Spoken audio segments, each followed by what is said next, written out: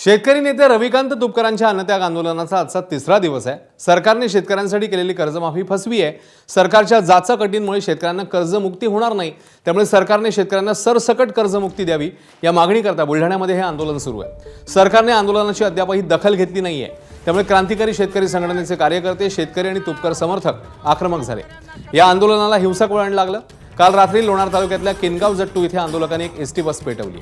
तर बुलढाणा छत्रपती संभाजीनगर मार्गावर धाड इथे कार्यकर्त्यांनी टायर पेटवत रास्ता रोको केला। अनेक ठिकाणी शेतकरी देखील तुपकरांच्या समर्थनार्थ रस्त्यावर उतरले। सरकारला नेमकं या आंदोलनाकडे दुर्लक्ष करून साध्य काय करायचं आहे?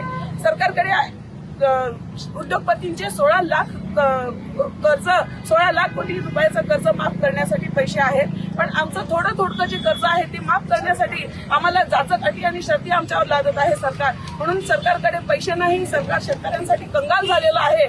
म्हणून आम्ही आज भीक मागो आंदोलन केलेलं आहे आणि आमच्या भिकेत आलेले पैसे आम्ही सरकारच्या खात्यात जमा केलेले आहे आणि सरकारला सांगितलेलं आहे की तुमच्याकडे पैसे नाही आमची कर्जमाफी करण्यासाठी, आमची कर्जमुक्ती करण्यासाठी, म्हणून ही आमच्याकडून भीक घ्या आणि आता तरी डोळे उघडा आणि आमची कर्जमाफी करा। एबीपी माझा, उघडा डोळे बघा नीट।